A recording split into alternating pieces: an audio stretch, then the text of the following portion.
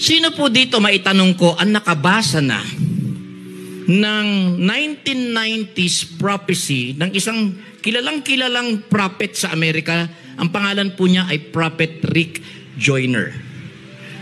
Kung meron po kayong pagkakataon na masilip yan, I think kahit wala po kayong libro ngayon, dahil may social media na, pwede niyo pong ma-check.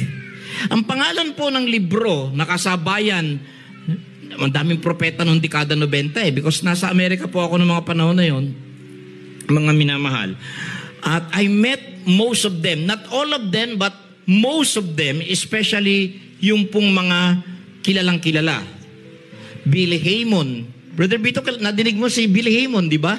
Okay, dito sa Southeast Asia, kilalang kilala dito, kung di ako nagkakamali, back in the 90s ay si Jonathan David. Nakapunta pa nga yata dito sa Iligan yun kung di ako nagkakamali. No? So those were the prophets back then. Morris Cerullo, kilalang-kilala naman na po yun. But you have Billy Hamon. Then meron pa pong isa, si Sister Johnson, na gumawa po ng libro na Prepare for the Winds of Change. Yun po naman, I think ang pangalan niya is Anita Johnson. Basta ang family name is Johnson. And she's a very powerful prophetess. But here's another guy na ang pangalan po ay Rick Joyner. Si Rick Joyner po, 2 libro ang kanyang sinulat.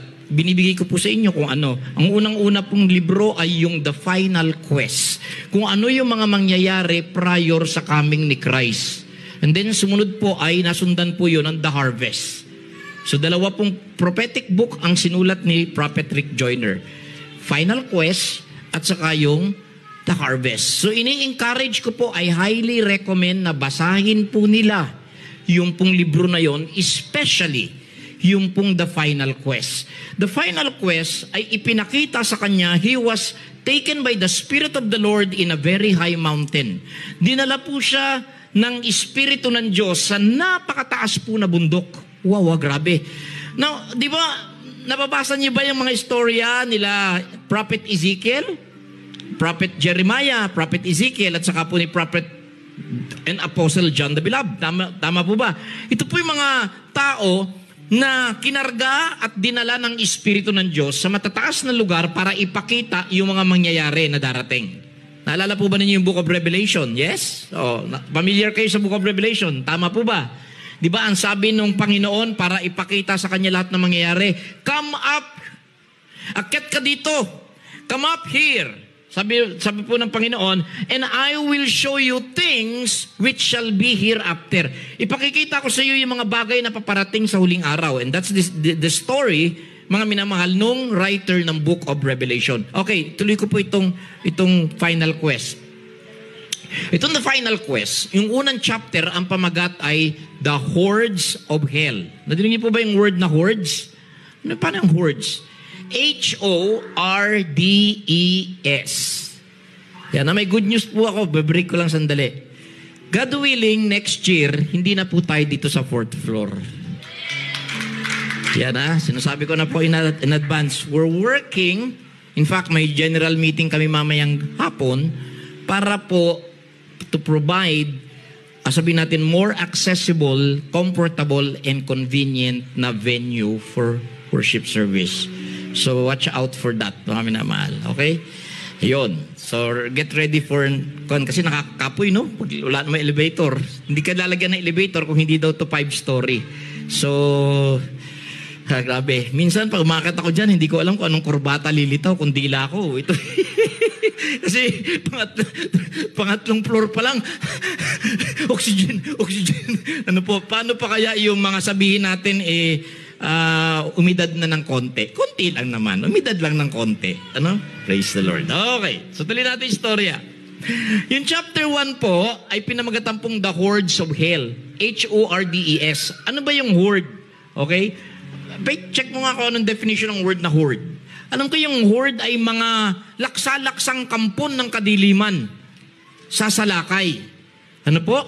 So, nakita niya na yung church ni Jesus Christ, okay, dalawa pinakita sa kanya sa mataas na bundok. Ito po, I'm quoting from Prophet Rick Joyner. Brother Billy, nandiyan ka na rin lang naman. Nabasa mo ba yung Final Quest? You're familiar with Final Quest? Okay. Chapter 1 po. nakakapangilabot, I was in Portland, Oregon in 1993, I think, 1993, bago ako pumunta ng Washington, D.C. Noon nabasa ko po ito, binigay sa akin ng mga propeta, you should read this book. This is in preparation para sa... ang nakakapangilabot po was chapter 1. Kasi nakita niya po, like in the book of Revelation, nabuksan yung bunganga ng impyerno. Uy, grabe.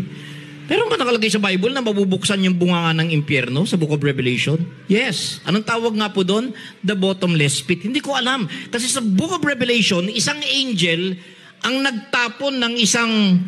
May itinapon in the spirit. Nung tumama sa lupa, nabuksan po yung gate. Now, amazing, dahil isa sa mga gates nga na yon, isa sa mga gates na maraming demonyong lalabas, ay yung ilog Euphrates. So, you can read this on the 6th trumpet at saka sa 6th vial or 6 bowls or vials. Ano po? Kasi 7 yun 7 seals, 7 trumpets, at saka 7 vials. Amazing lang po, kasi the way we think or take itong mga prophecies sa Revelation ay linear. Ibig sabihin po linear, naka-slant, horizontal ba? Ang pag-take natin ng pangyayari sa Book of Revelation ay linear. Ibig sabihin pag ganito po, horizontal. Hindi o wala na nagbigay sa atin ng idea na all these things are gonna happen, mga kapatid, na para bang simultaneous, on a parallel. So pag tinayo mo yung naka-slant into vertical, so you have 3 forms of judgments doon, makikita po ninyo na yung 666, which is of course, hindi yung mark lang the 6th seal, the 6th trumpet, at saka yung 6th vial, ay halos magkakatulad po. All 3 happening at the same time. So, ang tawag po doon ay simultaneous. And you can that's only possible kung hindi po linear, kundi parallel. Ayan. Pag pinatayo yung ganon, ibig sabihin gumaganon sabay-sabay.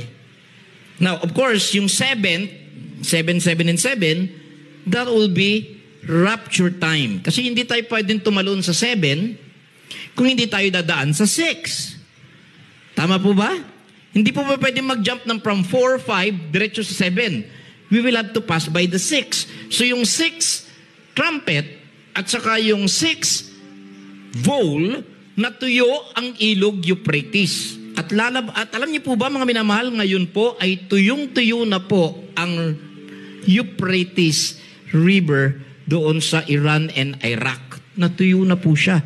Wow, grabe. At alam niyo, sinmula ng Hamas, yung Israel, nakialam na ng Lebanon, may prophecy din po sa Zechariah na before the terrible day of the Lord, I will make Israel, especially Jerusalem, a cup of trembling to all nations.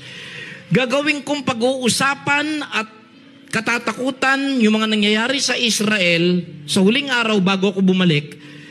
Pag-uusapan, titignan, papanoorin ng buong mundo ang nangyayari sa Israel at magkikreate po ng mga kilabot. Wow, grabe. So, wow, it's all happening. Nakasulat po sa Bible, it's all happening. Praise God. Ano ho? So, alam natin, babalik si Christ. Pero dito po, binuksan din po, ayun, naalala po ba ninyo sa Swiss franc, binuksan din yung portal, pero hindi sinasabing binubuksan nila yung portal. Sinasabi nila, gumagawa sila ng gumagawa sila ng simulation ng black hole. How the universe came to be. Mga minamahal. At ginawa po nila, tinatawag po na Large Hadron Collider. Pero magtataka po kayo, dahil doon po sa pintuan ng Large Hadron Collider na bilyon-bilyong euro, not dollar, not US dollar, but euro, ang ginastos po doon, na tumatawid po sa Switzerland at saka sa France, which happens to be na ang location ay yung sinabi sa Book of Revelation na where the throne of Satan is. Wow, May sinabi po doon, I think sa Church of Pergamos, I stand corrected, one of the 7 churches, sinabi ni Lord na nalulungkot ako sa inyo, naawa ko sa inyo, pero sasamahan ko kayo dyan. Alam ko na kayo ay nasa lugar na kinaroroonan ng trono ni Satanas. And it so happened, when the historians, mga minamahal, and by scholars, historians, and archaeologists, nung nilocate nila yung pong lugar doon sa Pergamos siguro yun eh. Ano ho? Pa-check nga yung where the throne of Satan, where the throne of Satan is. Alam niyo po kung saan bumabagsak? Yung throne of Satan, nakita po nila somewhere din doon sa border ng Switzerland at saka ng France, where the Large Hadron Collider was built. Pag pinuntahan niyo po doon, may malaking estatwa po doon ng isang Hindu god na ang pangalan ay Shiva. At si Shiva po ay Diyos ng destruction. That's the Hindu name. God of destruction of the underworld na pag pinakawala mo, He will destroy. Ano po? That's the word Shiva. At siya po ay tinatawag sa Greek na Apollyon at sa Hebrew, Abaddon. Bubuksan nila yung bottomless pit. Ako pinapangilabutan, kinikilabutan po ako habang sinasabi ko po ito. Okay, no? Tama ba? Nasa ano? Ano nga church yan? Pergamos nga? So Sardis. I know your works, where you dwell, even where Satan's throne is, or where Satan's seat is. Paano nila nalaman, Pastor Roderick, na yon? Kasi sinabi po dito ni Christ, even in those days wherein Antipas, nadinig po may servant doon na pinatay, martyred. Ano po? So, dito nila na-locate dahil nilocate po nila si Antipas. Isa pong first century, late first century apostle. Kasama nila Peter, James, John, Paul. Doon po siya pinatay sa lugar na yon, si Antipas. Kaya i-check nyo po kung saan si Antipas, doon po sa lugar ng border ng Switzerland. Wow! Kaya pala na-notice ninyo, nagyera na ang buong mundo pero walang makakagalaw sa Switzerland. You can have world war pero hindi pwedeng galawin ang Switzerland. Wow ah. Okay, bakit kaya? Huwag niyong gagalawin ito. Nandito lahat ng pera ng mundo. Di ba? So nandun po. Anyway, balik ko kayo kay Rick Joyner. Si Rick Joyner, pinakita sa kanya ni Lord, baka sabihin nyo gawa ni Rick Tesalona. Hindi po si Rick Tesalona, si Rick Joyner. Nabasa ko ito nung 1993. So 2023, 1993, ilang taon? 1992, taas na. 30 years ago. So 30 years ago, mga minamahal, 30 years ago ko nabasa. Ano po, sa Amerika. So doon, nung binuksan niya yung bottomless pit, nakita po niya makapal na usok, katulad din ni John the Beloved. Di po ba? Nakita niya rin makapal na usok. At ang daming mga kabayo na lumabas mula po sa impyerno. Tapos nakita niya ang church na umiilaw. Yung church ni Jesus Christ ay isang magandang bahay made of crystal na nag-emanate ng light. I'm talking, this is not in the natural, this is in the spiritual realm. So kinilabutan siya, sabi ni Lord sa kanya, aatake yung mga puwersa ng impyerno sa church ko bago ko sila kunin. Pero kinakailangan kong i-allow. So, ikaw kaya yung tao, matakot, di ka kaya matakot, di ba? Pero dapat ba kaya tayong matakot kung ikaw ay powerhouse, lighthouse ng glory ni God versus sa mga hordes of hell? Sino ang stronger? Heavenly or hellish?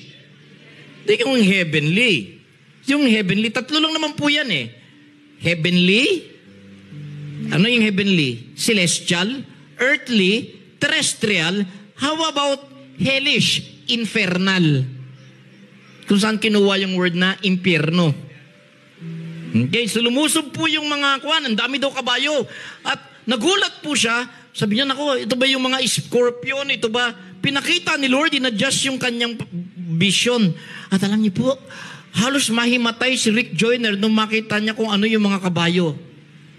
Ano yung mga kabayo? Sino na nakabasa ng libro? Sige, ayoko magsabi. Yung mga nakabasa, sino nakabasa na? Pwede mo ba makuha yung excerpt, Faith? Hindi possible sa Words of Hell? Okay, Sino ang mga ngako na babasahin yan bago ko ibaba? Kasi baka sabihin nyo, ginagawa ko eh. Sino ang mga ngako na pag may chance siya mabasahin, kahit sa social media, babasahin niya? Sige po. Pag hindi nyo sinabing pabasahin ninyo, ayoko sabihin kung sino.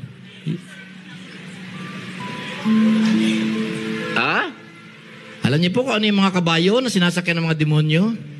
Fellow Christians.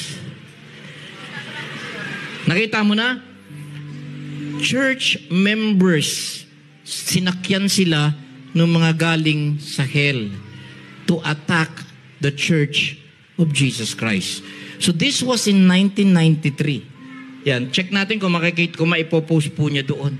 So mga minamahal, nakakapangilabot, no? Na pag hindi pala tayo nagbantay ng ating mga sarili, pwede tayo maging kabayo ng dyablo.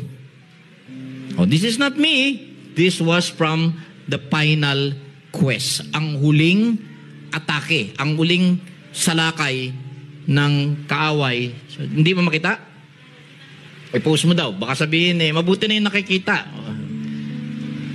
Ayan, nakita niyo po? The weapons carried by this horde had names on them.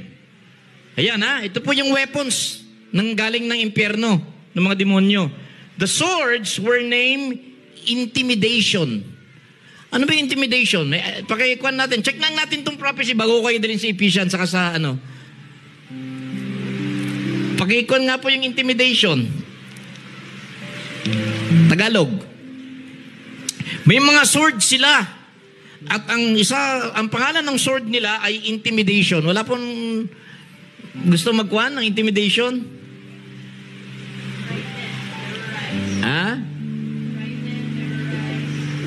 The spears, hindi lang sword, kayo na lang po. Alam niyo naman, ibig sabihin, ay nai-intimidate. I stand corrected kung tama yung Tagalog ko, ha? Parang banta. Nababantaan. When you are intimidated o ini-intimidate ka, para kang tinitreten, binabantaan. Okay? I stand corrected. Baring mali din yung Filipino translation ko. But here's the definition sa English. Intimidation is manakot, menacing, terrifying, bullying, pressuring, harassment. Yan ang sword na gagamitin ng mga hellish force na yon. Okay? Yung mga nakasakay dun sa kabayo. Yan. Tapos, hindi lang sila may sword. Now, sino po dito ang nakakaramdam ng intimidation? Rebuke that in Jesus' name. Hindi ka dapat binabantaan ng kaaway, hindi ka dapat tinatakot ng kaaway, hindi ka dapat pinipressure ng kaaway. Jesus Christ has already set you free. And your freedom and liberty in the Holy Spirit is forever yours as long as you abide in Christ. So hindi tayo pwedeng bantaan ng dyablo. Because greater is He that is in us than he that is in this world. Don't let that sword cut you. Isa yan, Okay. Now, meron silang sibat. Ang pangalan ng sibat nila ay treachery. Uy, Tagalog, treachery. Pilipino. Pastor church participation tayo. Traidor. Yung sibat nila ay pagtraidor. Okay, Or betrayal of trust. Deceptive action or nature. So, hindi tao to, mga minamahal. Ito po yung mga demonyo galing doon sa hell. Galing doon sa bottomless pit. Ang aatakihin nila is yung glorious church ni Jesus Christ. So, ang sword nila ay sword of intimidation at saka po spears of treachery. Yun po ang sabi. The horde. Ayun ang sabi, the horde. Para bang mga army yan. Malaki pa sa batalyon yan. Malaki pa sa legion niyang horde. Mga minamahal. Their arrows. Ayun kayo nga bumasa po. Para gusto ko naman yung church din. Grabe yung weapon nila, in full battle gear, Meron silang sword. Meron silang spear. At ano po yun? Meron pa silang pana. Anong pangalan ng pana nila? Ang pana na dala nito mga galing sa impyerno ay accusations, gossip, slander, fault-finding, scouts. Ayan, yan, and fault-finding. Ano po? Okay, kayo nga po, paulit, hanggang dun sa may fault-finding. Para at least aware po kayo.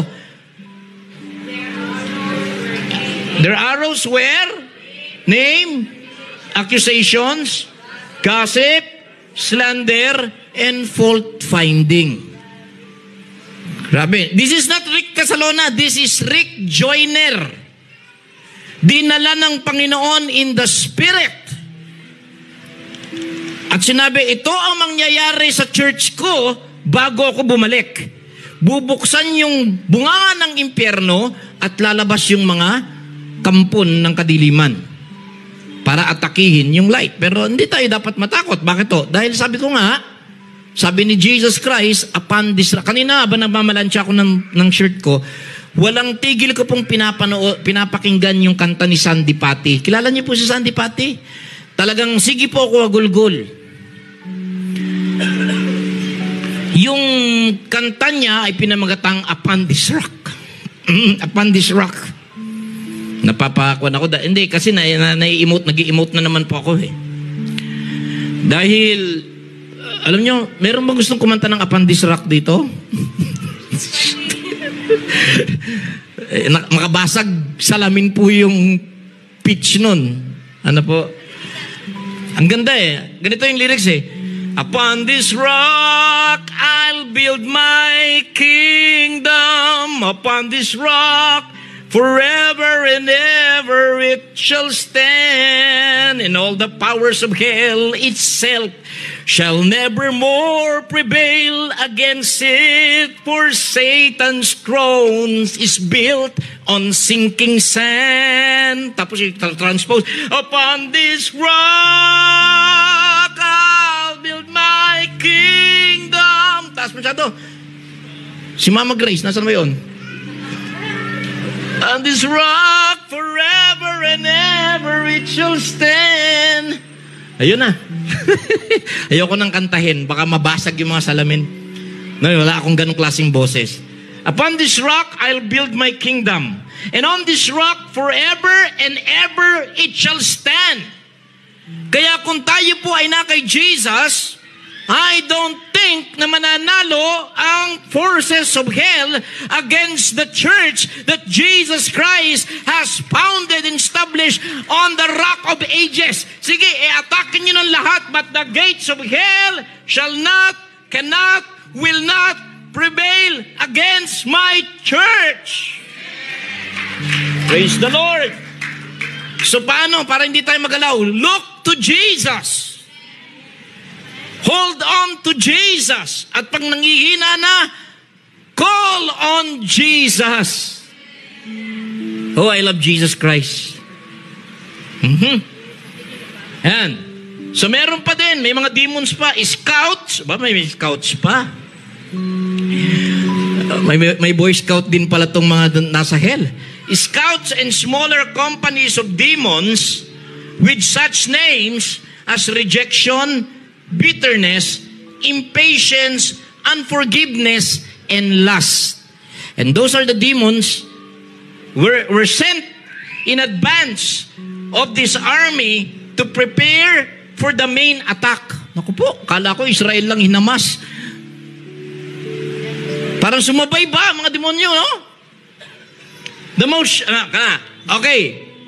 Sabi nga po niyo, Amen. Sigaw nga lahat, Amen. Hindi, pinasigaw ko lang kayo para madinig ko kung may volume yung boses niya eh.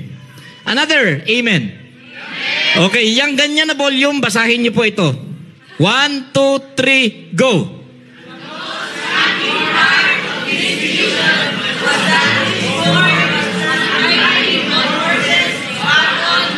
Wow! Saan nakasakay? On Christians.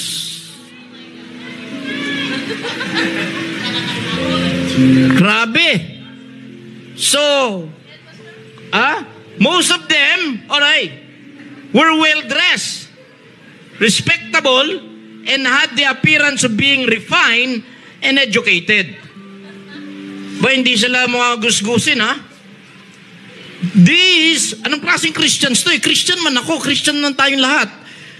May nararamdaman ba kayo nakasampay? Nakasakay? Wala naman po, Pastor. Oh, thank you, Lord. Magaang. Pag magaang ang pakaramdam mo, wala nakasakay. Amen. These were Christians who had opened themselves to the powers of darkness to such a degree that the enemy could use them and they would think they were being used of God. That's the greatest deception. And so they thought they're being used of God. Mga minamahal, kaya nga, the accuser knows that a house divided cannot stand. And this army represented his ultimate attempt to bring such complete division to the church that she would completely fall from the grace. So, period ko na muna dyan, mga minamahal. Ano po? So, I highly encourage you na I was only in my early 20s when the advance notice came from heaven through another Rick. Ang pangalan is Rick Joyner. And it's titled The Final Quest. Pero the moment na ang church ay hindi naapektuhan sa atake ng Diablo, there will be a leveling up. Hello, everybody say level up. Doon, pinakita sa vision na itataas tayo ng Panginoon unti-unti, akyat, up, and away. Mga minamahal. Pero bago sa rapture, before the transformation, the authority, mararamdaman ninyo, magiging stronger ang authority ng Holy Spirit sa buhay ninyo. Ang buhay po natin ay magiging worth living for kay Jesus Christ. The meaning, so huwag tayong umalis kay Lord Jesus Christ. Siya na po yung nagsimula, bayaan natin na matapos ang buhay natin na tayo po ay nasa kanyang kamay. Serving Him with gladness and joy. Amen po? Okay. So, valid ba ito sa tingin natin? Yes. Dahil sa parable ni Jesus Christ, not all 10 virgins ay nakasalubong. May mga virgins na umiilaw yung lampara at may mga virgins na wala na suga. Wala na pong suga. Wala ilaw. Kaya nung dumating ang Panginoon, there was a delay. At kita tanan, na-experience natin na minsan, dugi naman, tagal na masyado. Kala ko darating na si Kristo 1988, 1999, 2000, 2012. So there was a delay. Okay, now let's check this out. Nag-pray na ba tayo? Wala pa. So mag-pray muna tayo. Sige, ito na, exciting part. Most gracious, loving Heavenly Father, we come to your glorious throne of grace at hinihingi po namin ang ministry of the Word. Salamat, Holy Spirit. Salamat, Lord Jesus Christ. Salamat, Daddy God, Heavenly Father, na tinatawag po ng aming Panginoong Hesus, Abba, Father. Maraming salamat na anuman ang mga mangyayari, pinapaalam niyo po sa mga propeta ninyo many years ahead. Katulad kay Patriarch Noah, kay Patriarch Joseph, sa mga propeta, surely the Lord God will do nothing, but first, He reveals His secrets to His servants, the prophets. Salamat po na meron kaming notification page in the Spirit. Salamat na meron pong sounding the alarm in Zion. Salamat po sa word ninyo. I pray na mabless kami tanan sa mga bibitawan ninyo ng mga pulong. Panginoon, it will not return to you void, but it will empower every one of us. Gamitin niyo po na ang bawat isa ay hindi po kabayo ng kaaway, kundi mga ilawan ni Kristo Jesus. All the glory goes to you, Father, in Jesus' name. Amen. Tumatakbo na ba yung FB natin, Faith? Okay na? Okay, walang problema. So, nag-record na lang. Okay, akala ko naka-live. Sige lang, biyakan niya sila. Okay, Ephesians 5. Sino ang gusto sa malubong kay Christ? Umiilaw yung buhay niya. Amen. Number 1. Be ye therefore followers of God as dear children. Item number 1. Keep following God. Amen? Ayan na, para hindi tayo... Sino ba yung kumanta? Ayun! Pwede ko kaya siya i-request mamaya? Ha? Si Brother Victor Gold. Wala na si Victor Wood eh. Di ba? Sabi ng Bible, yung wood nasusunog, yung gold hindi. No? Gold pa talaga yun. Hindi, kasi iniisip ko siya, si Brother Victor, siya po yung na-bless ako nung kantahin niya yung Take me out of the dark, my Lord. I don't wanna be there. Mas maganda boses mo. Pangit boses ko doon. Pwede ka ba kumanta mamaya? Habang ayan na, i-request natin siya mamaya. Kuwang-kuwa niya yung boses ni Gary Valenciano eh. Medyo naiwanan nga kami ni Brother Engelbert Tamperdink dito. Kasi kami, kwando-kwando pa. Pero ito, updated na to eh. Take me out of the dark. I don't wanna be there. Ano ba yung mga lyrics nun? Kaya pwede ipakita natin yun. Sinong familiar with that song? Amen? Yun, di ba? So, ayaw natin in darkness. Tama po ba? Sinong gusto ng darkness? Darkness is covering the earth. There are two powerful spiritual force na i-release ng Panginoon in the last days. One, heavenly. Pangalawa, infernal. Uy, grabe no? Heavenly, infernal. Ano po? Or hellish. So, doon manggagaling yung darkness. Ano po? Sa hell. Pero yung glory is coming from God. The glory of the Lord has risen upon thee. Amen? Arise, shine. Okay. Tama ba yung sinabi na by following God, you will not walk in darkness? Yes! John chapter 8 yata yun. When Jesus Christ Himself said, I am the light of the world. Now, anong susunod? Sino po? Fill in the blanks. Blank, blank, blank shall not walk in darkness but shall have the light of life. Okay, fill in the blanks. I am the light of the world. Blank, blank, blank shall not walk in darkness but shall have the light of life. What is that blank, blank, blank?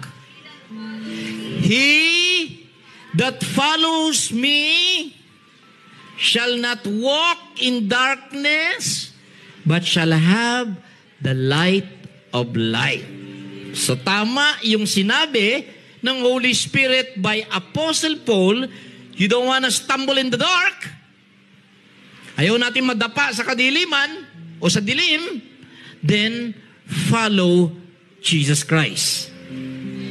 The only way to follow Christ, mga minamahal, is getting ourselves, our hearts and our minds ready. So mayroon pong adjustment or renewing ng mindset saka ng conditioning ng heart. Everybody say, conditioning of the mind and conditioning of the heart. How do you condition the mind? Renew the mind. Change the way you think and yung check din natin yung affection at passion ng puso natin. Now here, number 1, mga minamahal, lahat ng pumapasok sa puso at sa isip natin ay may dinadaan ng importanteng bintana. Ano yun? Na dinadaanan din ng ilaw. 5 seconds. 1, 2, tama. Tama, Brother Gilbert. Eyes. Eyes. Talagang paborito mo yung eyes, no? Yung Gilbert ba naman? Blue Spanish eyes. Eyes. Kaya tayo may vision because the eye is catching the light. If the eye is okay, there will be full of light. If the eye is working perfectly, there will be light in the whole body. But if the eye ay may problema na talaga tayo. If your eye is full of light, di ba? Nga sa Matthew, if your eye be evil, kung ang mata natin ay bukas sa mga hindi maganda, mapupuno tayo ng kadiliman ng buong katawan natin. But if therefore the light that is in thee be darkness, how great is that darkness? No, so we don't want to catch. Sinabi ni Christ na merong dark light. Aba, meron palang dark light. Ibig sabihin, ba't mo sinabing dark light? Because yun yung kinakatch. Because the eye, especially the pupil, yung pinakang sentro, that catches the light. So may dalawang klaseng light. There's a true light. Everybody say true light. And there's a false light. Unahin natin, true or false? True light. May sinabi ba na si Jesus ay true light? Yes. John chapter 1. Siya po ay tinawag na siya yung true light. John 1 yun, no? He is the true light. Aba, meron palang light na mali. Oh, di ba? Sino po sa ngayon? Kita? That was the true light. There. In him was life, and the true light which lighteth every man that cometh in the world. Sino tinutukoy ni John? The Word, the beginning with God, and is God, and naging katawang tao. So Jesus is the true light. Pero may false light pala. Yes. Sino yun? An angel na ang pangalan ay Satan, na no wonder, no marvel, can transform himself into an angel of light. So may light na dalawang maling light. May light na mali at may light na tama. So to follow the light, number 1 is fix the eyes. I-fix natin yung mata natin. Tama po ba? If your eye be evil, actually, sinutukoy, paano mo naman na yan? Paano ko po nasabi, Pastor Rick, na ang mata ko ay evil? Wow, grabe, evil eye. Uy, evil eye? Di ba? Marami niyan nabibili niyan ng mga evil eye, yung may mga mata. Now, that's another evil eye. Now, mga minamahal, ang evil eye, pag sinabi, kasi it is very, very old. It dates back sa, it's an old Semitic, yung mga Israelites, mga Arabo, Hindu, Arabic, at saka mga Israelites, they believe in such. Na yung tao na pangit ang tingin sa'yo, dalawa kasi, pwede pala tayong, capable pala tayo na mag-release ng curse. Ano po, paano? When a person looks at you na may masamang saloobin o kaya nagsalita. So these are two powerful things na pwedeng panggalingan ng curse. The beholding at saka yung nagsalita. Pero, Pastor, anong bato? Oh, anong agimat ang gagawin namin? No, hindi nyo kailangan ng agimat. Ang kailangan natin kay Kristo. So you don't really need to purchase yung mga evil eye stone para return to sender. Alam niyo yung mga nagbebenta. Alam niyo kung meron ka nito, ma'am, bili ka. Sir, bili ka nito, sir. Bakit? Kasi may mga taong inggit sa'yo o galit sa'yo pag tinignan ka. Actually, they are already inviting evil spirits na sirain ka. The moment na isang tao inggit sa'yo o galit sa'yo o nagsiselos sa'yo, yun ang sinasabi nila na by beholding or by saying such thing, it's masama. It's energy, people. It's bad, evil energy. Now, how do you get yourself protected? Immune. Protected. Simple lang po. Be in Jesus. Amen? Siguradong may return to sender effect yun. Kaya nga, yung totoong Christian, hindi tinatalaban ng kulam, barang, at aswang. Ambot lang, kung nakakapay aswang, grabe, naaswang kami. Ambot, ba't kayo naaswang? Basta man murag na barang naman dilig yun tinood to. Okay? Pero tinood yun. Tinood, kung naging tinood yung barang at kulang, ibig sabihin, hindi ka totoong Christian. Amen? Dahil ang totoong Christian, merong depensa. Ang mga anak ng Diyos ay batang may laban. Wow! Ano yan, nido? Meron kang shield. Amen? You have Jesus Christ as your covering, as your shield.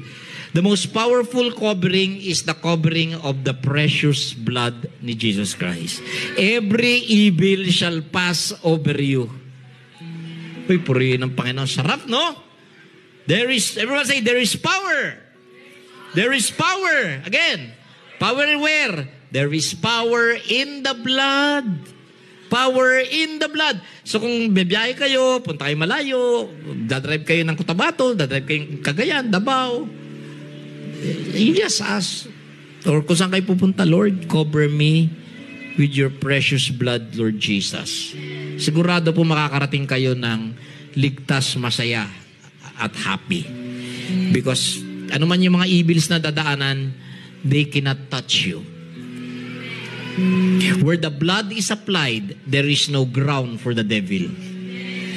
Yun, no? Sarap, di ba? Touch not the wine. Tapos may oil ka pa. Wow, ano naman?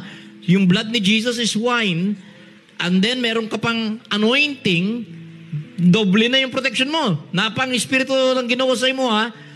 Okay? Sa sulod, wala na. Wala na magawa ang diablo. Kasi sinabi na ng langit, touch not mine anointed. Do them no harm. Amen? So lahat ay holy blood ni Christ, plus ang Holy Spirit sa Panginoon, protektado ka. Sabi ng langit, we have you covered. Dami niyan. Kahit wala ka agimat, kahit wala ka anting-anting, kahit wala kang 7 arkangeles. Ano pa yung mga angeles kung nandyan na yung Ginoo na tinuot, no? So, ibig sabihin ng if thine eye be evil, it's, ano ibig sabihin niyan? If the eye is beholding. Actually, ang original po niyan, kung ang pinipick up ng mata natin ay mga hindi magaganda, didilim ang buhay natin. Yun po yun eh. At yung ilaw na nakuha natin, pagka ang ilaw ng ating katawan o ng mata natin ay kadiliman, naku, napakatinding kadiliman yan. Aabot yan sa mga lahat ng kanto ng isip natin at puso natin. So, prone na tayo na makagawa ng mga wrong decisions, wrong judgments.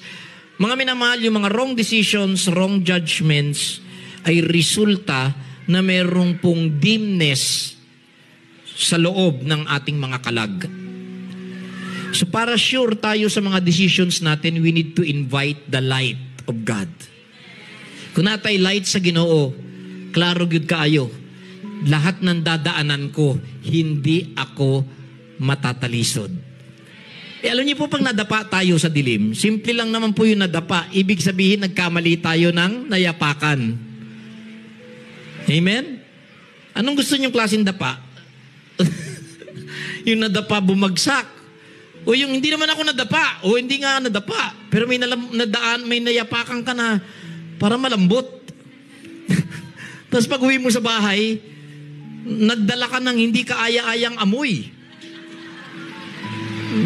Yun ay nangyayari kung walang ilaw at hindi tinitignan ang nilalakaran. Amen po. So mahirap madapa yung mga tumitingin sa dinadaanan. Amen. Para lang simple lang yan eh. Binantaan ka, madadapa ka rin. Sasagutin nyo lang, hindi ako nadadapa. Tinitignan ko muna ang aking dinadaanan. Ganoon, di ba? Mami naman, mahirap ka madapa. Mahirap ka madapa kung titignan mo yung dadaanan mo. Pero paano ko makikita yung dadaanan ko? Simple lang, we need the Word of God. So we just follow the Word. Fix the eyes, and then, susunod po, then okay na to follow the light. Amen? Always look for Jesus. Sa eksena, sa balita, sa usapin, always look for Jesus. Dahil lahat ng mga nakagawa o nakareceive ng mga milagro sa Bible, Matthew, whether you're reading it from Matthew, Mark, Luke, and John, these people na nakareceive ng mga miracles from Ginoo, simple lang ang sagot. Because these people look for Jesus. So we look for Jesus. If we want miracles, look for Jesus. If we need breakthroughs, look for Jesus. If we want to be, mga minamahal, maging strong and victorious, look for Jesus. Amen. Okay. So that's item number 1. Be followers of God as dear children. Teka sandali, as dear children. Ba't tinugtungan dear children? Follow daddy, follow Abba Father like a bata. Parang bata. Bakit follow ba ang Panginoon parang maliliit na bata? Wala ba kayo napansin? Ang sarap ng ang pinakamaganda yan, no, na ini-enjoy nila Sherry Vic, oh. Nakikita kayo mga parents dun sa likuran. Ang sarap tignan, ano? Ha? Yung bata, yung anak mo pag maliliit pa, di ba? Tama ba ba? Maganda pag bata pa yung mga anak natin, ano? Na ibibihis natin ang gusto natin isuot sa kanila. Tayo ang pumipili. Pwede natin silang gawing doll, pwede natin silang gawing clown. Dahil yung parents ang tuwan-tuwang nagsusuot. Sana hindi ipakita ni Mama Grace yung mga picture ko nung bata ako. Hanggang ngayon, dala ko pa rin. Bakit to? Dahil kung ano-anong mga sinusuot sa akin yan. Cowboy, Indian. Dami. Cowboy, Indian, tsaka sailor. Favorite niya sailor. Kaya nung bata po ako, basta nung bata ako, cute ako. Yan lang masabi ko. Nung bata ako. Ang sarap eh. Bakit to? Kasi lagi ka nakakapit sa mama mo o sa daddy mo pag bata ka. Especially pag lumabas kayo ng bahay. Ang mundo ng bata ay si mama, si mami, o si daddy, o si papa. Tama po ba? Pero pag nagiging teenager na, pag sinabi, Dad, Pa, hindi kayo. Ha? Sino pala? Kausap ko sa phone. Wow, ha? May ibang papa na. Di ba? Nag-iiba na. So, di ba? Iba na. Laging, nung una, pagka working parent ka, iiyak yung bata, laging gusto, uwi ka na, Ma. Uwi ka na, Daddy. Pinapauwi ka na sa bahay. Laging gusto, uwi ka na sa bahay. Pero lumaki na, baliktad na. Ikaw na nagsabi, uwi na. Laging gusto, lalabas. Di ba? So nagkaroon po ng pagbabago. Kaya nga sabi ni Apostle Paul dito, gayahin natin yung maliliit na bata pag sumunod tayo sa Panginoon, ayaw umalpas sa tatay. Ayaw umalpas sa nanay. Ano po? Now, verse 2. Yun o. Anong pinaka-strongest force? Okay. Kakanta mamaya si Brother Victor.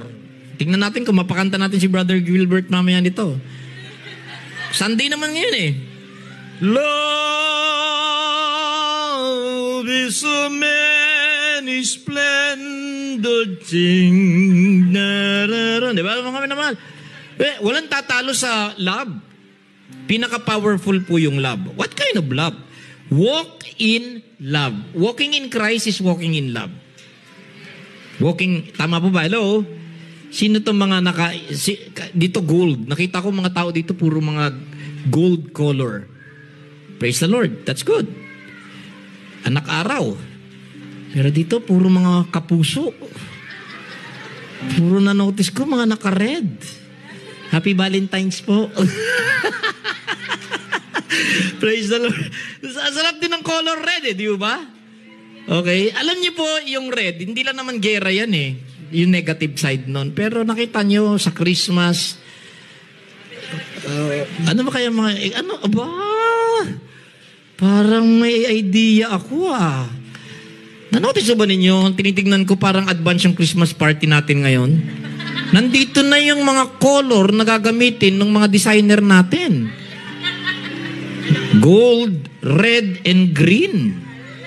Nako, spoiler alert naman Di ba? Pero alam niyo, pag pumasok po kayo sa mga malls, daman-daman ninyo yung Christmas ambience. Pag nakita mo yung tatlong color na yon, di ba? Green. May mga nakita ko mga naka-green. Okay, Merry Christmas po. Mga naka-gold, naka-red. Pag pinagsama mo yung tatlong yon, alam niyo po, walang dating sa akin yung pink Christmas tree. Nakakita ko ng pink Christmas tree. Nakakita din ako ng Christmas tree na kulay blue. Parang walang dating, no? Walang dating, no? Paano, Pasko ba yun? Pagka may blue yung Christmas tree mo, alam ko na team song mo. I'll have a blue Christmas without you. Di ba parang feel so blue? Blue. Ayaw ng blue, mga minamahal. Ayaw ko ng blue Christmas. Gusto natin vibrant, di ba? Buhay. Great. Green. Iba talaga yung green eh. Alam niyo po yung green? Pagsasanib puwersa po na, ano ba nagsanib puwersa sa green? Nagsama po ang tubig at apoy. Araw is yellow, Then, samahan mo yung yellow, itimpla mo sa blue, ang labas green. So because meron pong sunlight at merong water, ang resulta is life. Wow, praise the Lord. Amen? So mabuhay po tayong lahat. Ayun, ha? So walk in love. Kahit ano man ang mangyari, love. Love pa rin. Amen? Wala amen, ha? Alam niyo, mas madaling mag-love kesa magalit.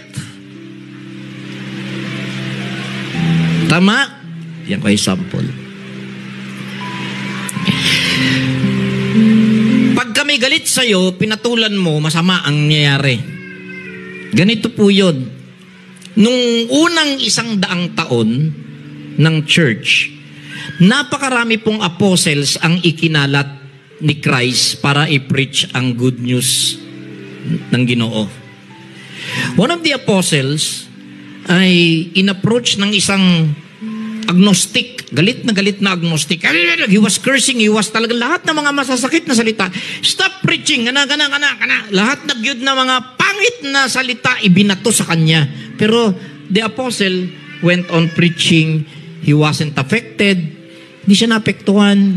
And ang nakaramdam, hanggang natapos siya, hanggang ang mga pinangaralan niya na bless, na panalanginan, nagmahalan, nanginginig bandang uli yung tao na galit na umaatake sa kanya. Alam niyo po kung anong naging ending ng tao na galit? Lumuhod! Help! Sabi niya, help! Sabi niya dun sa apostle, I think si Thomas yun sa India, somewhere, one of the apostles during the mission. So sabi niya, help? Bakit help? Di ba galit na galit ka sa akin? No, hindi ko na makontrol yung galit ko. Kinakain ako. Dumoble yung galit ko. It's parang bumalik sa akin. Nanginginig na siyang ganon. So, can you pray for deliverance? Bakit dumoble yung galit ko? Simple lang, sabi nung apostle.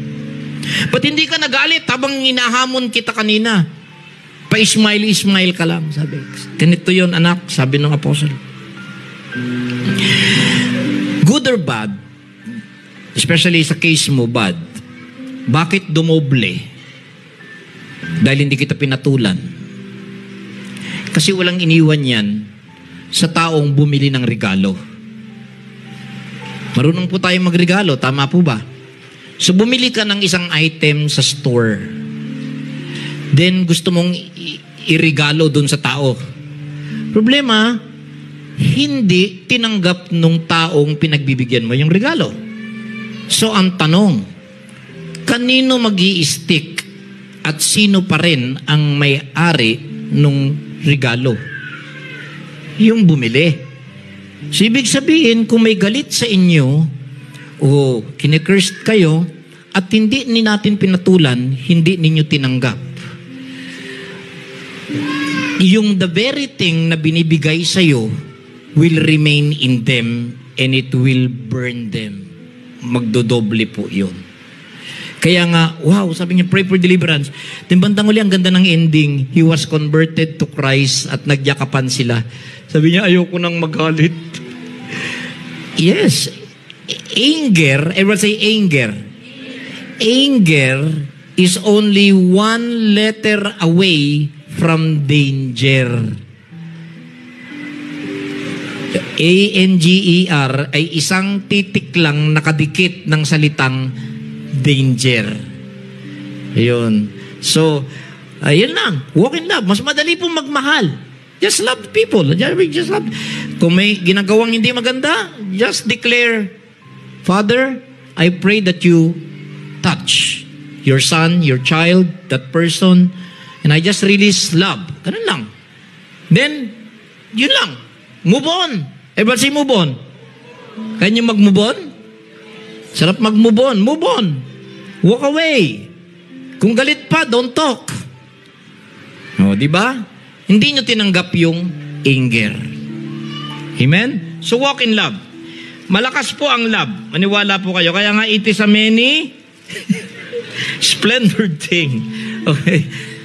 Walk in love as Christ also has loved us and has given. Ito po yung mga magpapailaw sa buhay natin. Now, ito yung mga warnings, ano?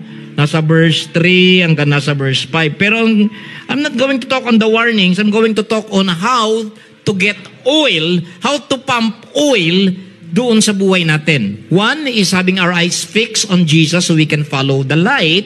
Number two is having our hearts filled with love. Just go on. Keep moving. Keep moving. Alam niyo po, ang tubig na flowing ay buhay, pero ang tubig na stagnant, umistap ang flow, bumabaho at tinitirahan ng mga germs. So, ang buhay ng tao is always in constant motion. So, the heart should always be flowing. Ano naaalala niyo? Kahapon na yung bukas. Sino naalala dito yung 2024? Ha? Wala pa ako naalala. Diba? Naalala natin 2022, 2021, 2020, 1999. So kadalasan, naaalala natin yung napagdaanan at nakalipas. Sino ang gusto ng mga bagong bagay? Sino ang gusto ng mga bagong bagay? Bagong lakas, bagong vision, bagong trabaho, bagong bahay, bagong smartphone. Bagong lahat, bago lahat. Sarap, di ba? Pero alam niyo po mga minamahal, the only way, alam niyo po nung ako tinuturuan ni Lord, sabi niya, to flow, andun nakita ko na si Brother Vito, natanong ko na rin si Brother Billy, natanong ko na si Brother Gilbert. Yung si Tukayo ko, nandun, oh. Yung aking paboritong tukayo, si Brother Rick. Ayun, no? Brother Rick! Ito po kasi kasabayan ko to na may hilig sa physics eh. Ano nga yung isang dimension sa mundo natin? Di ba 3 tapos nagiging 4? Ano yung isang dimension doon? Yung naging pang-4 na dimension. No. Sa'yo ko natutunan yun. Sabi niya, Pastor Rick, hindi ko madinig kasi malayo siya eh. Sabi po ni Brother Rick, kasi professor po yan sa IIT. Sabi niya, the fourth dimension is T-I-M-E.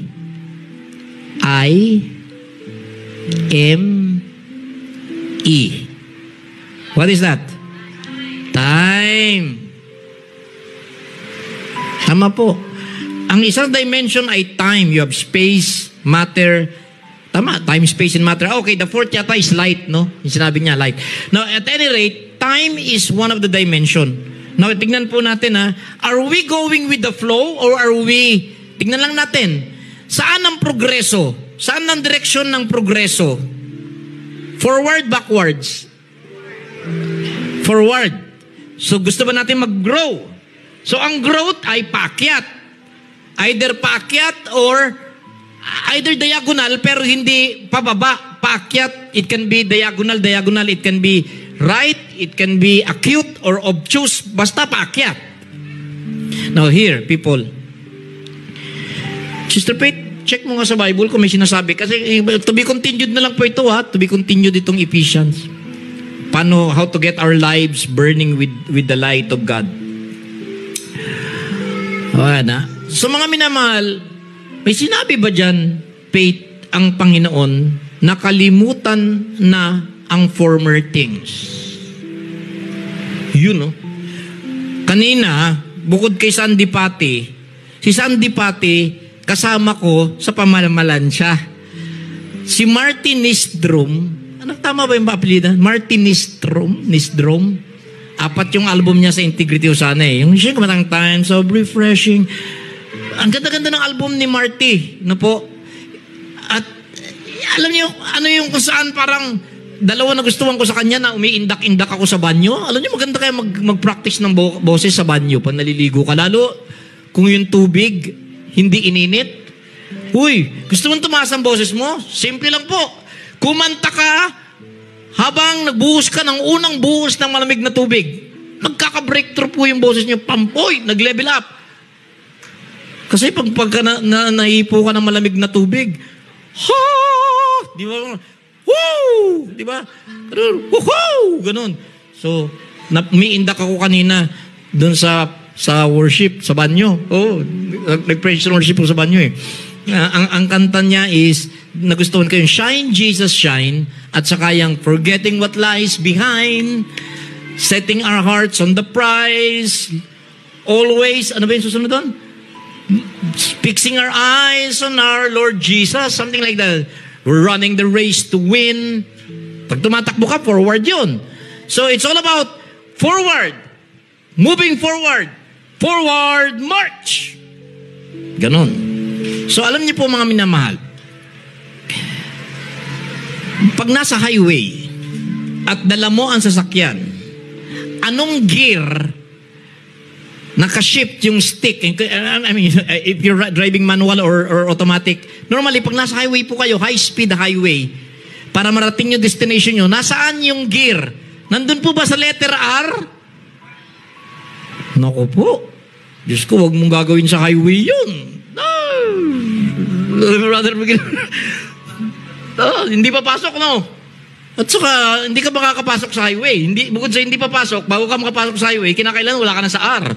Ano po yung R? Reverse. Alam ko yung reverse, ginagawa lang pag parking. Di ba? Di ba mas marami tayong time moving forward kesa parking? So, ibig sabihin, kung aalalahanin natin yung mga nakalipas, hindi ko binabawal, pero konti lang pag magpa-park ka lang.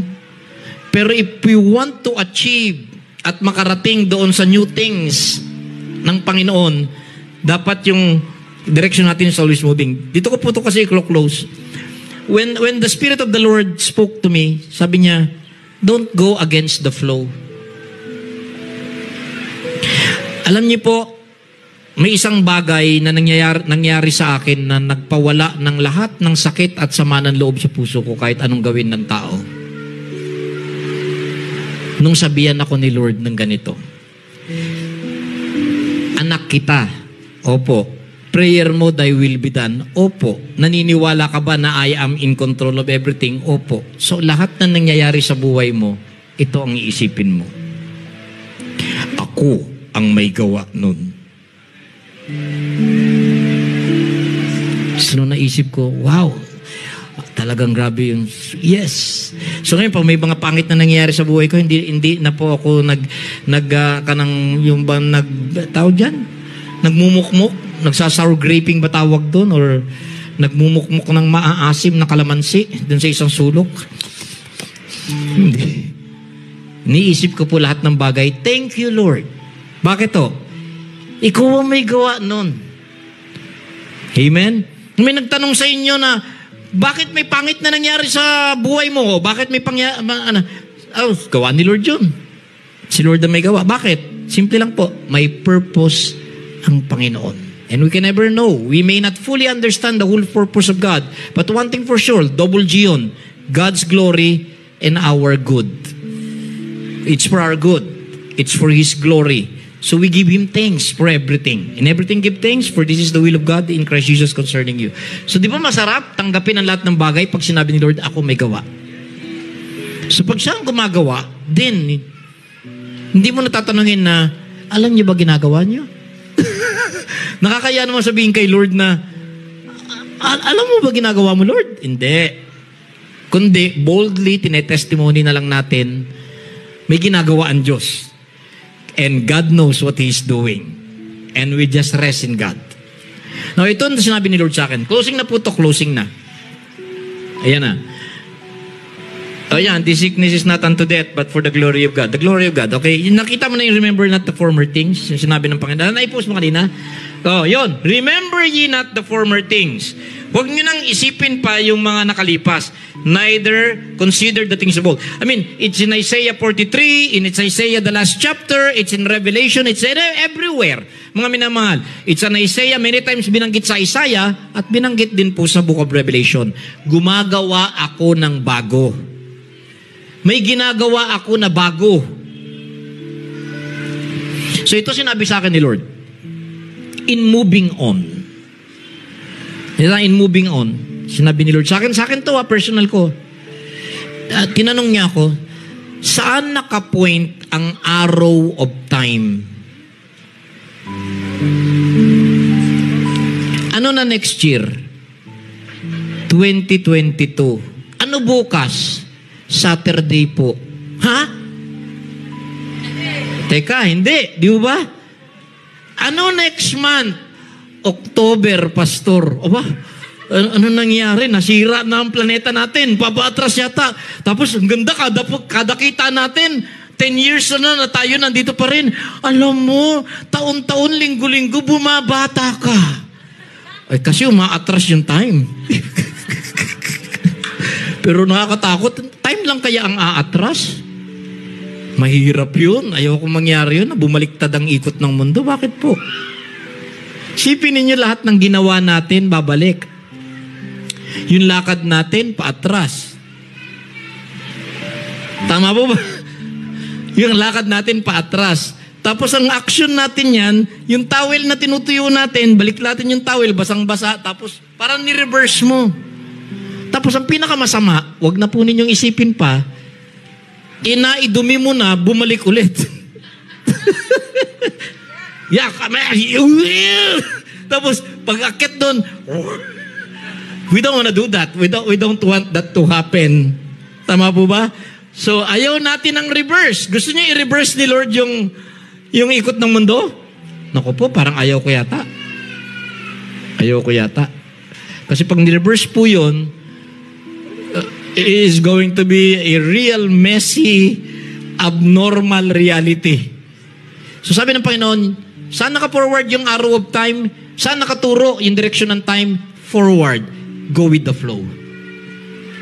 If time ay pointing forward, your life should be following that direction. You don't prepare for the past. You only remember it and learn from it. But you prepare for what's ahead. You get excited. You make ready. Kasi may paparating. Yung mga hindi pa nangyari, paparating. Ano nangyari? Kung ina-expect mo na mamayang gabi o may dinner or Christmas, may paparating kayong bisita. Grabe yung lakas, grabe yung energy, grabe yung excitement, grabe yung preparation, grabe yung paghahanda. Mga minamahal, lagi po kayong maganda. Maraming paparating na bago sa buhay po natin. So follow the arrow of time. Sabi ni Lord, follow the arrow of time. Okay, pansamantala ko pong winawakasan dito. Kasi bakit mo nasabi na, Pastor Roderick, yung Ephesians 5, kaya ko pang habulin yung 5 minutes, pang-conclude lang. Yung pinakang sentro po dito, okay sinabi po dito, verse 7, 5:7. Basahin ko lang. Pwede kong sundan nyo dun sa verse, 5:7. Be not partakers with them. You were sometimes darkness. Dati kayong kadiliman, but now you are light in the Lord. Walk as children of light. Okay, puro light po ito. Verse 14. Okay, 7:7 yan ha. 7 plus 7, 14. Wherefore, he saith, awake thou that sleepest. Ikaw na natutulog, gising na, and arise from the dead, and Christ shall give you light. Now, na-notice po ninyo dito, tingnan niyo yung construction ng verse, yung gagamitin ko na po yung last 5 minutes, Wherefore he saith, awake thou that sleepest. Tagalog, gising ka na, ikaw na natutulog, at bumangon ka mula sa mga patay, and Christ shall give you light. Hindi reverse na sinabi na Christ shall give you light so you can rise up from the dead and wake up. Hindi po. Ayaw ni Lord na babangon tayo na mataas na yung araw. Naku. Laget po ba ninyo? Kasi alam niyo pagka bumangon ka, kung sabagay, kung puyat na puyat ka naman, nakatulog ka maga na, pwede naman po yun. May exemptions. Pero pag yung normal na body clock, mas maganda yung matulog ka ng maaga, early to bed, early to rise. Much better if you can rise earlier than the sun. Dahil ang blessing ni Lord bumabagsak, dumarating, door-to-door delivery, wala pa po yung araw. Saan mo nakuha yan? It's all there in the Old Testament. Napakarami. Wala pang araw, be ready, nadalin yung basket, punuin mo ng mana. Kasi pag tinamaan na ng araw yan, natutunaw na yung mana. So you really have to wake up early. So if you can go to bed early, then wake up early, and then receive yung mga showers of blessings ng Panginoon. Thank you, Lord, for new graces. Thank you for new strength. Ganyan. Ano po? Pero sabi dito, now, dito ko po i-close. Kagabi, wow, kagabi. Ano merong kagabi? It's 11:11. Amazing kagabi. Apat ang 11 ko. 11. Dahil kagabi po was November, kahapon was November, that's the 11th month. At kahapon ay 11 din. At amazing dahil nung nagde-devotional ako, I was in worship, nung nakakita ko ng awareness ko, I mean, there was such a synchronicity. Grabe talaga yung synchronicity po. Every time na tignan ko yung cellphone ko, there's the 11:11. Tapos the next time around, nung kinuha ko yung cellphone ko, it's 11:22. Then the next time na kinuha ko yung cellphone ko, it's 11:33. Whoo! Then the last time na nakuha ko yung cellphone ko, it's 11:44. Whoo! Nalpasan ko na, ano to? Bakit ganun? Sabi ko ganun. And this phenomenon is called synchronicity. Now, I don't want to touch on that dahil masyado malalim. But let me just read from John 11:11. Grabe. Kinakapangilabot, no? John 11:11. 12:11 birthday mo ba? Oh, marami kaming 11 dito. Mama 3:11, ako 5:11, si Isaac 9:11. Wow. Bukas na ba yung 7-Eleven? Namimiss ko na yung hotdogs eh. Okay. John 11:11. Dito ko po i-close, saktong 12. Alam niyo po, ito na, dumating na, it's time. Everybody saying, it's time. Mahirap kayang pilitin si Jesus Christ o may hinihingi ka na hindi pa niya time, ano? Deadma lang. Hindi pa time. Pero paano kung ma-timing na may hiningi ka kay Lord at may gagawin siya, nagtagpo? Wow! Yun ang sinasabing perfect combination. May hinihingi ka kay Lord, may inas ka kay Lord, tapos na-timingan, na-time niya na rin. And amazing dahil it's in John 11:11. Ano yung sinabi? These things, Jesus said, after that He saith unto them, our friend Lazarus sleepeth, but I go that I make awake him out of sleep. And this was the word na binigay sa akin, November 11 p.m. And when I asked God, ano ang meaning? The gates of heaven and the doors are open. It's time. Na lahat ng mga dinasal ninyo at hinihingi ninyo sa akin na tugma sa purposes ko, open na.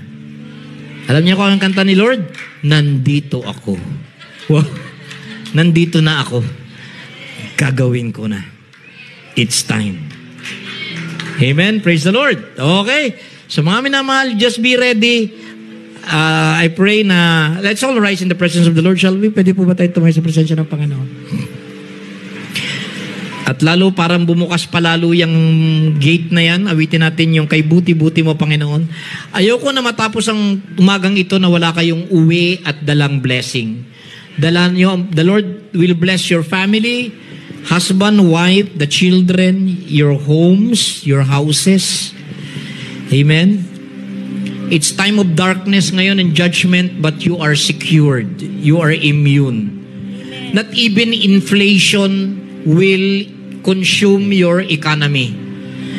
The Lord will take care of our finances. The Lord will take care of our good health. Yung kalusugan ng katawan natin, the Lord will take care. The Lord will take care of our loved ones. The Lord will take care of our work and businesses. The Lord will take care of us. Amen. Kay buti-buti mo, Panginoon. Siya nga po, Lord.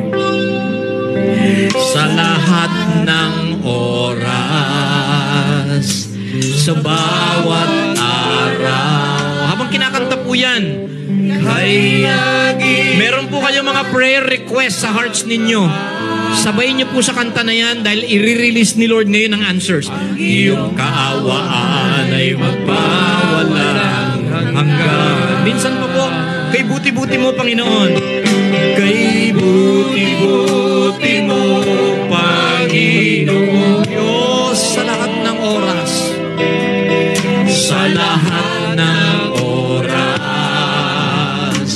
Sa bawat araw. Ika'y laging tapat kong magmahal. Siya nga po, Lord. Ang iyong kaawaan ay magpawalang hanggan. Pinupuri.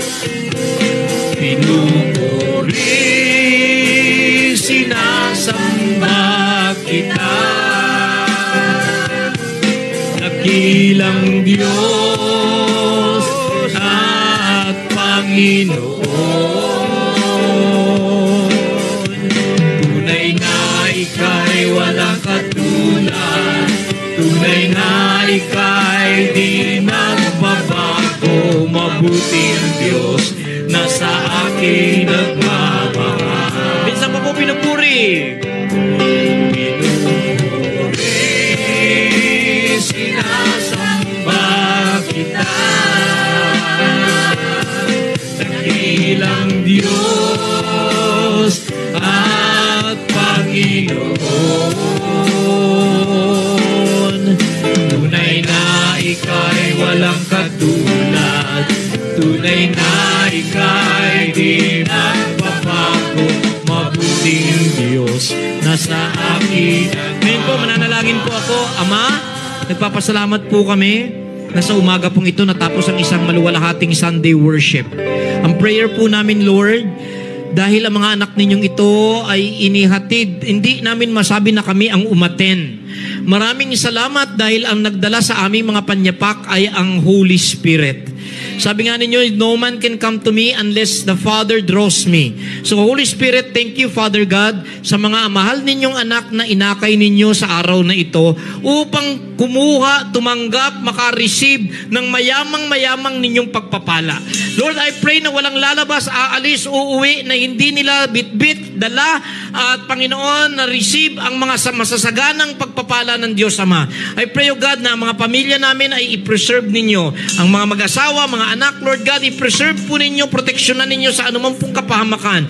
Ang mga kabuhayan ay inyo pong pag-asensuhin, Panginoon, na kahit ano pang kahirapan ng mundo, salamat sa kayamanan ng langit. Ang kayamanan ng langit ay hindi pwedeng kombatin, Panginoon, ang kahirapan ng mundo. Our God shall supply all our needs abundantly according to your riches and glory.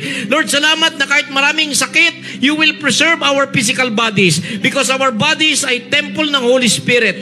Ma-enjoy nila ang malusog at malakas na pangangatawan na wala pong mga pain, Panginoon, at mga diseases and illnesses. Maraming salamat, Lord, at I pray na itong bagong linggo, bagong buwan, bagong taon, hanggang sa pagbabalik ni Kristo, kami po ay mapuno ng pagmamahal, mapuno ng pag-asa, ng kaliwanagan. All the glory goes to you, Father, in Jesus' name, and God's people will say, Amen and amen and amen. God bless you po. We love you and good morning.